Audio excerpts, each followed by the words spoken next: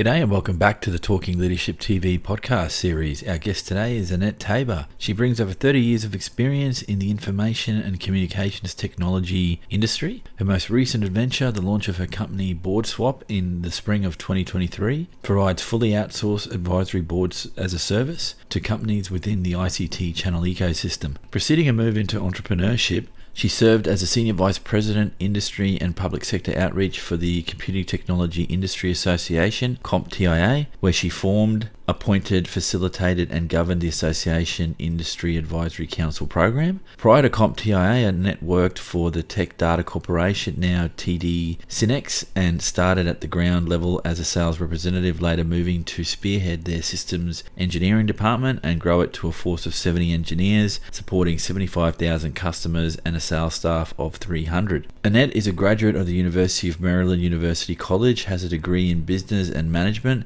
is CTT Plus certified as a CompTIA technical trainer, and is also a certified chair, an exclusive credential issued by the Advisory Board Center for Advisory Professionals that have completed the Certified Chair Executive Program. I really enjoyed this podcast. I hope you do too, but enough from me. I'll hand over to Annette. Annette, thank you for giving your time to speak with me on Talking Leadership TV. So I am very grateful for the guests that I've had in the US that have given up their time to speak with me. Usually it's the end of your day, and as we're recording this, it's the end of a week for you. So 100% appreciative of the time that you're giving up. And we've had some chats offline around trying to understand where we're coming from this leadership discussion, and you've schooled me up on a lot of things to do with advisory board, so I'm appreciative of that. I'm still a student in that regard, but more focusing on you, if I could. What does leadership look like and feel like to you, and if you had to define it, how would you define it? Well, first of all, thank you for inviting me. This is a real pleasure. Thank you so much. You know, I think people look at leadership obviously through many different lenses. And for me, I would say my leadership journey started at a Fortune 100 company at the ground bottom. And over the course of 15 years, working my way through that ladder, if you will, to get into an executive position.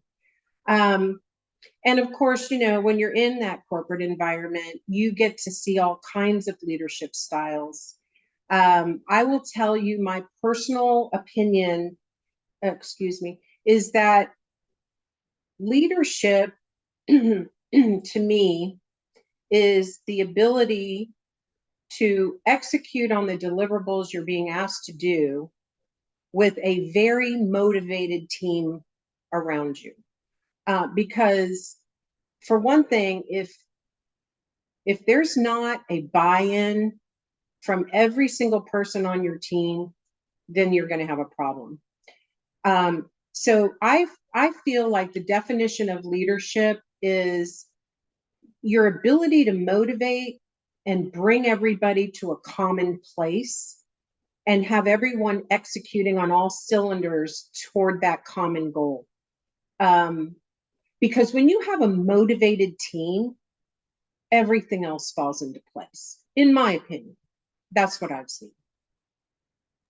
Thank you. The ability to motivate others and to get the team to be a high performing team, a team that focuses on continuous improvement.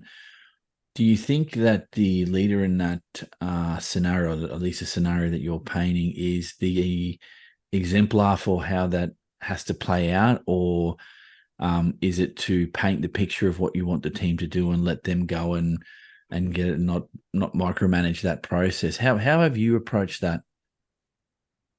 Yeah, well, I can assure you with my personality style, I am not a very detail-oriented person. I like to kind of be a bit more on the visionary side, but I can delegate with authority, and I have no problem with that. So I am not a micromanager. I think if there's anything that is the absolute worst trait of a leader would be to be a micromanager. And that to me points out the fact that you have the wrong people in the wrong roles if you have to micromanage. And then that gets back to interviewing skills, which is a whole nother conversation. But I absolutely lead by example, and I have no trouble jumping in and helping. So I'm the kind of person that, yes, I lead by example, but I work alongside my team at the same time. So, I've had roles where I was in the same job for a very long time, and I was able to refine the department and the work that we were doing to the point where it was running flawlessly.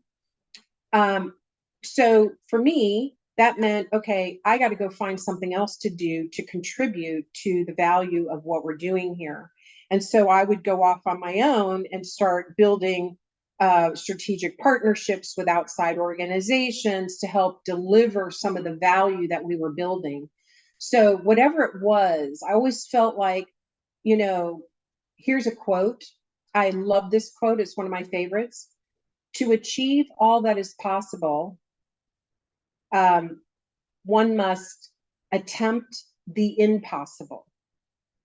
And to be all you can be, you must dream of being more. So you can never be satisfied. You can never be comfortable.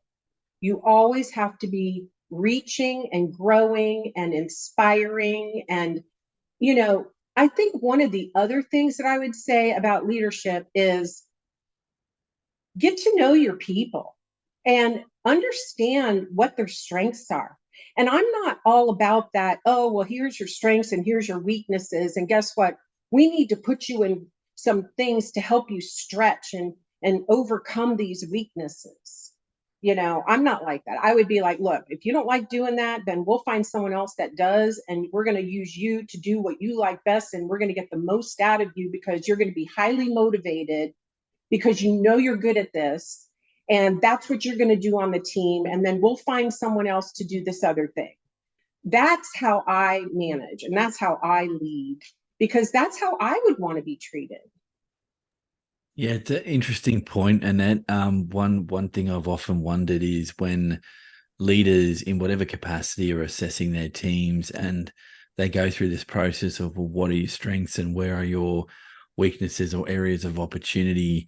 I often don't hear the discussion around why don't you maximize what people are very good at and focus your energies there rather than trying to build capabilities in areas where there's a known weakness or it's not something that drives you as an employee. Because I have to tell you, if I was working for you and you said to me, Eric, right, we're going to build these weakness areas, and well, I can do 100 other things a lot better over here. Why aren't we focusing there?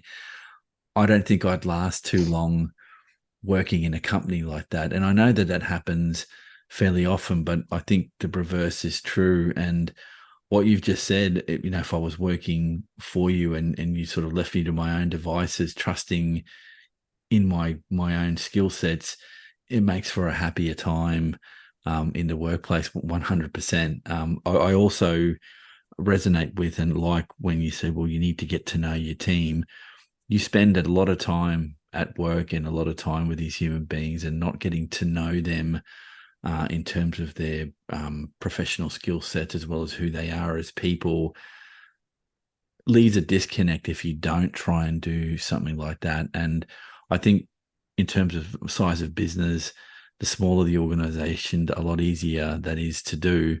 Whereas the bigger the organization gets, I think there's some obstacles to that because you can't be with everyone all the time if you're running, particularly if you're working in multinationals. And that's where I think how you set up your management team, the executives, and how they do that and inculcate what I think you're alluding to, which is a functional organizational culture, is important.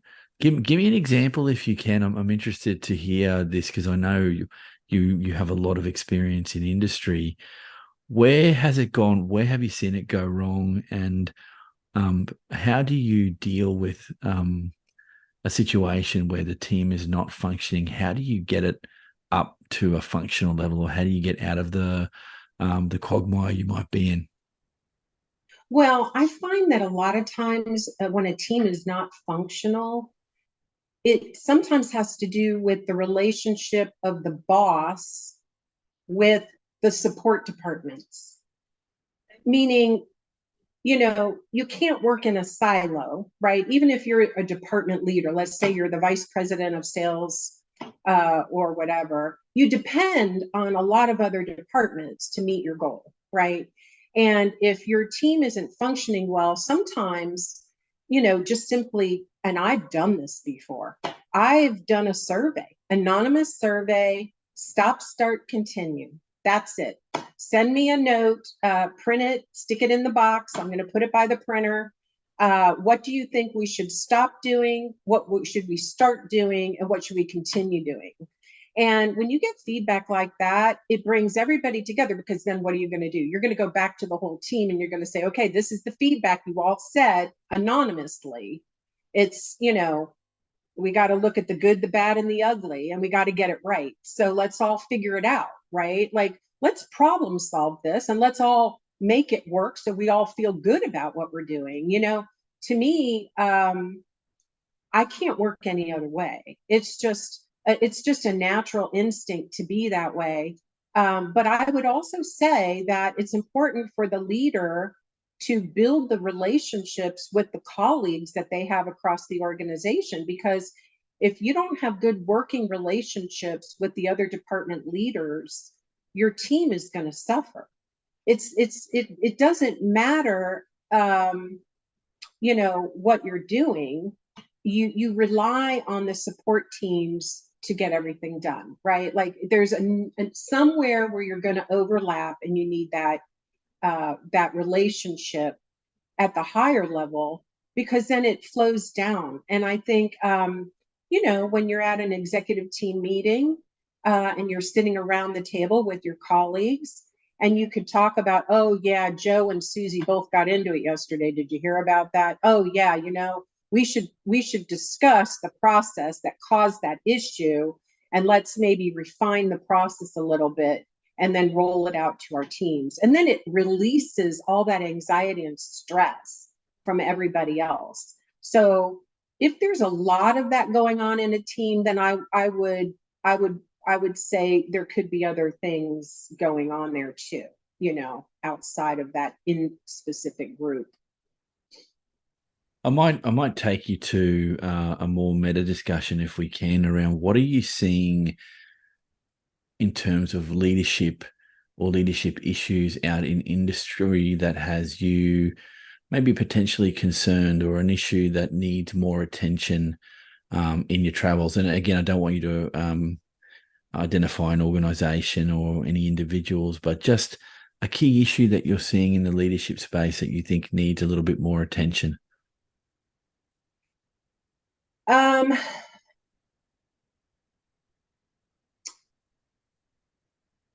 well, I'm working with a client that has some challenges also with his board of directors. So what happens is, there's a tight-knit group working very well together at the business level, with the president and all the direct reports. And let's say, the board isn't as familiar with the actual business. Not all of the board members, but let's just say a handful of them don't really understand the business. I think there's a trend right now with boards, whether it's, the old Twitter board, where a lot of the people, they're just from the good old boy network, and they get on these boards and they don't really understand the business. So I would say, if you're gonna enact a board of directors, you got to have people that at least understand the industry, understand the business, are willing to make the commitment. And if they aren't, then they shouldn't be on the board, right? Because this company is an awesome company. And I I can just say that, the synergy that I witnessed within the executive team and the president was impeccable. Um, but I feel that sometimes making sure that your board of directors is really supporting the business and not just, an empty suit, if you will, that doesn't know really what's going on and just wants their name in lights because I'm on the board of directors at such and such a company. I mean, frankly, I heard that some of the Twitter executives didn't even have the Twitter app on their phone. They didn't even know what it was. So, and I'm not picking on Twitter. I know well, and now it's X, but back in the day, this was years ago, right? I mean, so you hear stories like that, and then you think, like, really, like, that's crazy.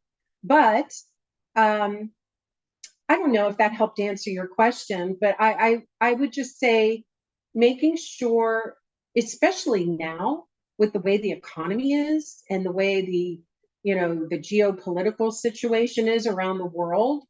I think leaders now more than ever need to really vet their advisors. And they really need to do a deep interview. And if they don't know how to interview, they need to hire somebody that knows how to do it right. Because you want to surround yourself with quality right now, especially. Yeah, 100%. And I think for some clarification that for those that might be watching and listening to the conversation or engaging with this content via the audio version of our conversation, that yes, there are a lot of organizations that have boards, and those boards are anywhere from dysfunctional to highly functional.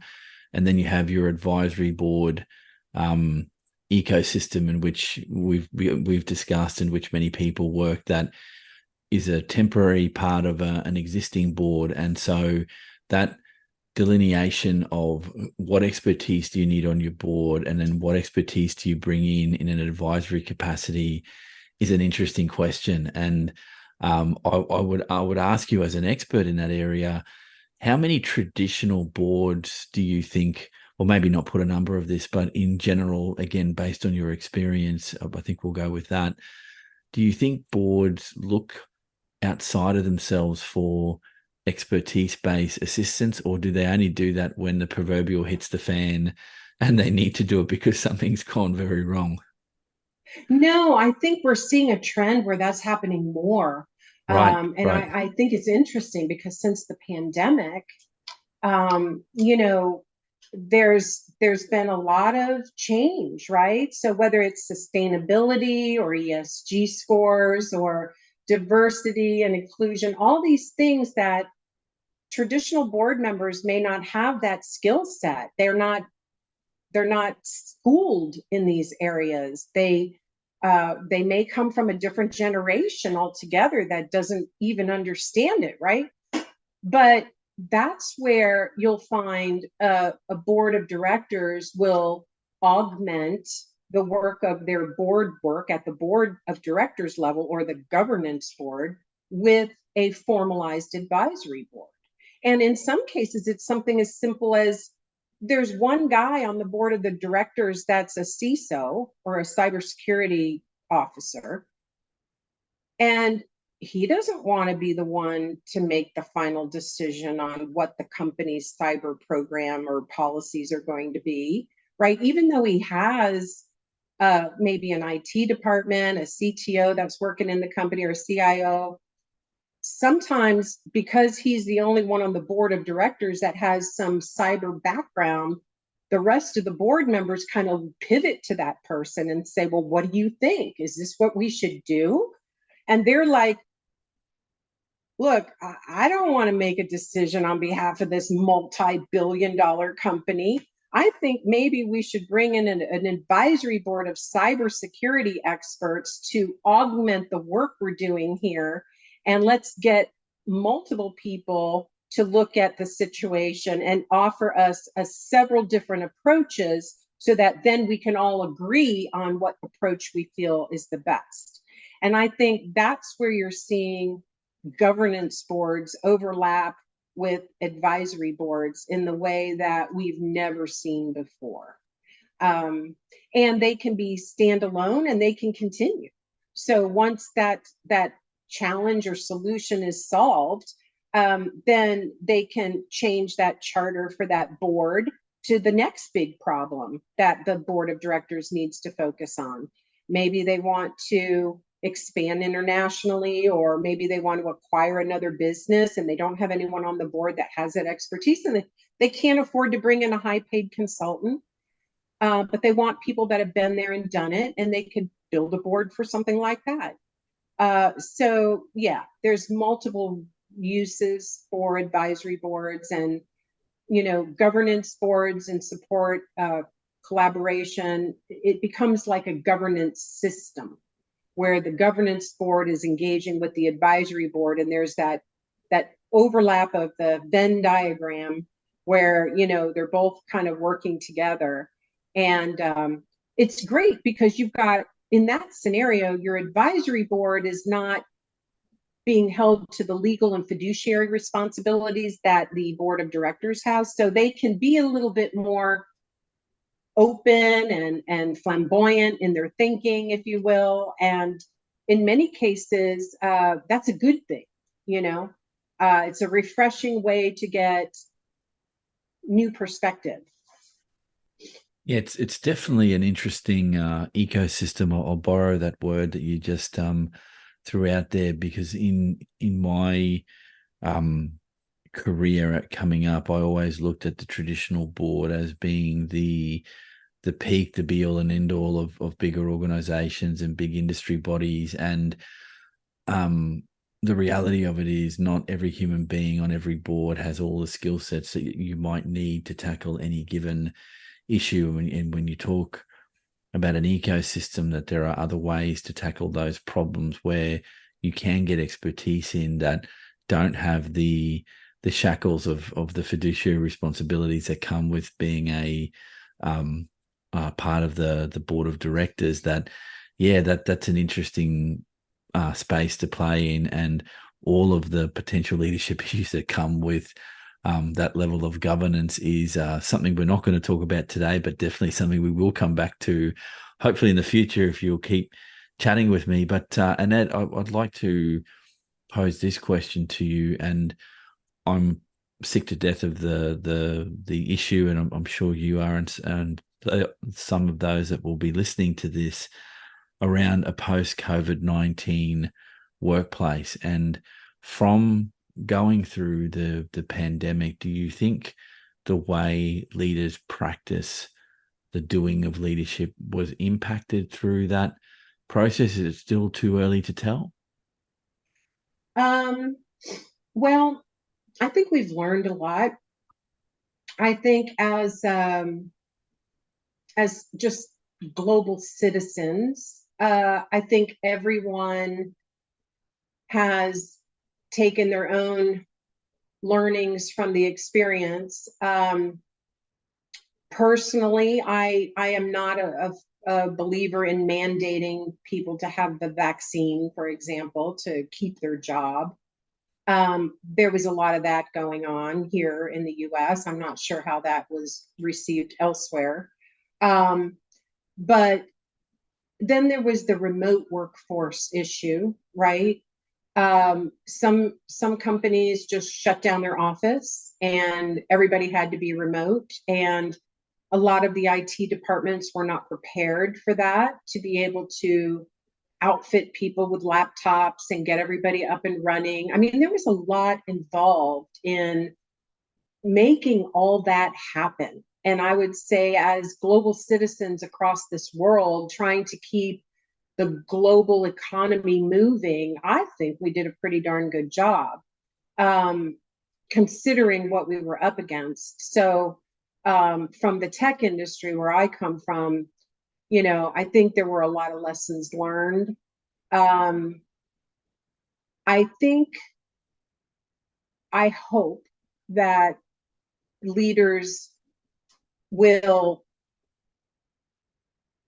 be more inclined to not rush to make decisions so quickly, to let the process evolve, and that we don't make rash decisions. I just feel there was a lot of just freedoms, frankly, that were taken away from people that didn't need to happen. Um, Obviously, there was a period of time where we didn't know, right? And so people are defaulting to doing what they felt was the most important for the safety and well-being of their employees and everything. So you can't really fault them for what they did, but at the same time, under the circumstances, with what we know now, I think, I hope that leaders will be a little bit more reflective before they make decisions. No, thank you for that. And it's a question I'm asking in most of the podcast sessions that I'm recording around what have we learned? What are the issues that are a hangover from the process? And that one that you brought up about the remote workforce and what does that mean going forward, I think is a particularly interesting one, not just for discussion, but what does it mean for different types of businesses? And a theme that keeps coming out is in some roles, working fully remote can make some sense because you don't need to be in an office space. But if you're working in an industry where you are producing a good or you're on a production line, then working from home makes a little less sense. And then there's this idea about equity in the workplace that the blue collar workers have to suck it up and be in-house and work on site, whereas those in white collar jobs can work from home, can hybridize their work experience, and all of the issues that come from that. And I truly believe we're going to be talking about this for decades to come, around what was the good and bad of how leaders responded to it. The only thing I'll throw in here as a topic that I'd like your view on, if you have one, and that is, I think a lot of leaders weren't prepared for the shock of what came, and then demonstrated their ability to lead by being adaptive and looking to how do I get the best from my people whilst keeping them safe in an environment that threw up a lot of question marks about what do we do to ensure the safety of our people and then the longevity of the business. Does that ring true for you? Do you have a slightly different view? No, I agree. Of course, my experiences have been with organizations that were not building a physical product. So again, I want to clarify that, because you're right. You know, if you're in manufacturing, you have to go to the plant, you have to do the job, and then you've also got the issue of uh, how do you keep everybody motivated in a situation like that, right? Like, you know, I have family members that work in a production type of an environment where it wasn't a fun experience being in that environment with the mask, and it was not easy for these people. Whereas then you, like you say, you've got the ones that are maybe so in the white collar jobs where they're at home and they've got their latte next to them, and how does that how do you keep that balance, and how do you present yourself as a leader in a capacity where you're gaining the respect of both sides, of both of those audiences, right? That's a tough one. And to your point, I agree. I think, we're going to be talking about this for a long time.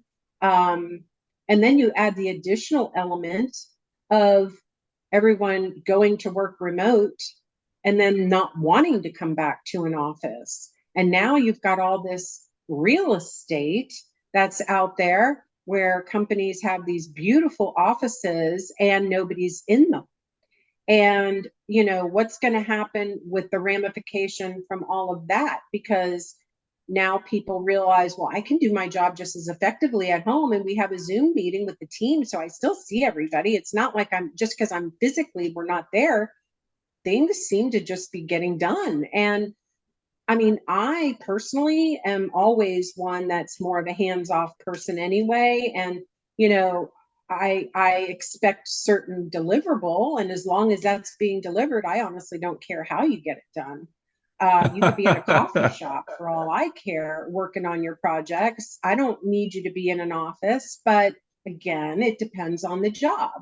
So, yeah, I mean, I don't have all those answers. I wish I did. But I agree that there will be books written about this in the future, and there will be a lot of reflection on what we've learned going through this process. Yeah, I hope when those books do get written that there is some consideration, and I mean real consideration for the human beings that were in leadership roles that were broadsided by this and had to adapt very quickly, and some did it very successfully and some had some issues with it. But I think coming down hard on those that didn't do it so well, I think is not a credible way to assess how they dealt with things, because we were dealing with a global pandemic, and it's the only one that I'm aware of in my lifetime that did what it did to the global community. And yeah, for sure that there will be ongoing issues for discussion. My sense of this is that, or my hope for this, sorry, is that boards and advisory boards remember some of these lessons when they're dealing with organizations that are still having a hangover from the COVID period. One thing that I'd like to share is a financial institution in Australia here. I won't name that institution, was identified in the media as not just requesting but demanding those employees that were working remote that you had to be in the office a minimum of 50% of your time through the week, or it was unacceptable for you to be fully remote from home. And the argument from employees was, well, we're getting the work done, we're not in the office space, and we want to keep ourselves healthy and our families. Why are we going back to reverting back to the old models of how we work? And not to attack that institution, but it brought up something in my thinking that how quickly are we going to revert to type post the pandemic? All of these potential new ways of dealing with teams and understanding our leadership orientations, how quickly will we revert to type once there's been some clear air between the end of the pandemic and getting back to supposed business as usual? Well, you know, that's such a good point. And I have to tell you a personal story. I have a family member who was working for a company, and, he's probably maybe 29 years old. Um, and it was like his first big kind of job, if you will, right? And he was told that, look, you can work remote 2 days out of the week, and then 3 days you have to be in the office. This was how he was hired, right? So he was working, going into the office, and then the pandemic hit, and of course they made everybody work remote, and all the employees got really used to working remote. Then the boss came back and said, well, now we need you back in the office 3 days a week. And there was all the hemming and hawing and, oh my God, this and that, and bitching and complaining. And they went back 3 days a week, and the production was less. So the president told them all to go back to working remotely full time. And that's a true story. So for what that's worth, I don't know if it works everywhere, but it worked for that company.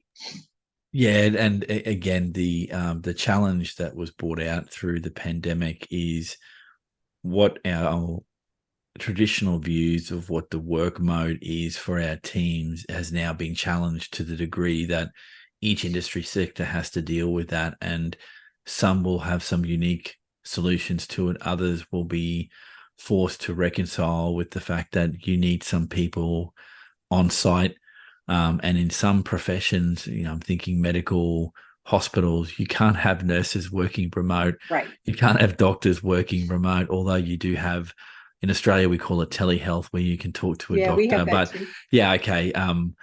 But the degree to which you still need to physically be in a space in some professions and be face to face with people, you can't get away from that. Look, and this has been really interesting, and I do want to continue the conversation, but it would be remiss of me if I didn't ask you this before we end the podcast. Sorry, the nature versus nurture issue: are leaders born or are they made? Oh, wow. Um,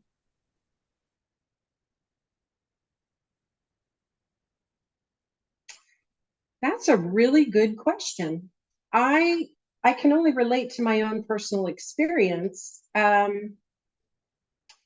I think it has a lot to do with personality. So I would almost say maybe you're born with it, because I think it's a personality type that that that can make a good leader too.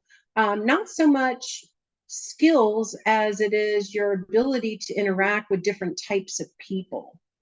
Um, and like there's those DISC assessments and different personality assessments. I highly recommend that executive teams do that, so that everybody knows what their personality type is, so that they make the most of engaging with people that are completely opposite. Because when you're in a team environment, and if you don't know those little triggers that can set someone off just because you're a certain way and you don't think that it was a bad thing that you said, you didn't intend it to come across that way, but they took it that way, right?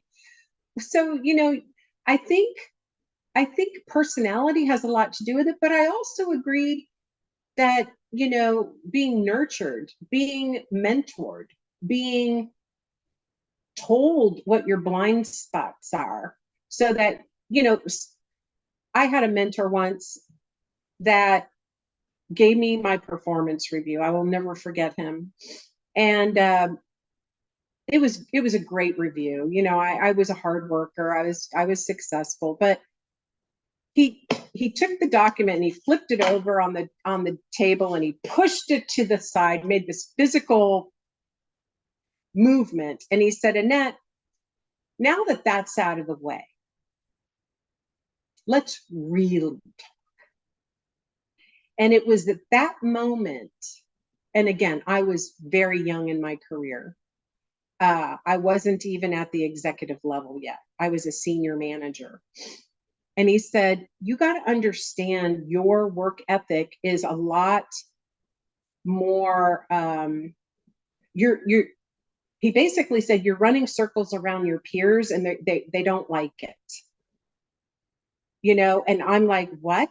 And I don't say that because I'm trying to promote myself or anything like this. I'm not trying to be conceited or anything. I'm honestly telling you the truth. I was so hell bent on executing and getting to the next, like I was so driven that I wasn't looking up. I wasn't looking around. I wasn't taking the time to build the proper relationships with my peers. And that was all I needed. And then, boom, I went right up the food chain, because I learned that it's not just about getting that next job or getting that next promotion or getting that paycheck, right? It's about the impact that you leave behind on others. And when you realize that being a leader is about, bringing everyone along the path and the journey with you, you would just be surprised the momentum that comes with that.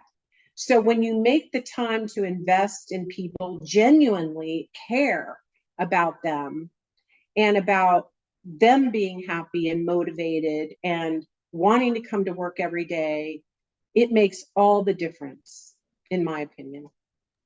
Yeah, 100%. And that's a really nice way to end the podcast. Thank you for your time today, mate.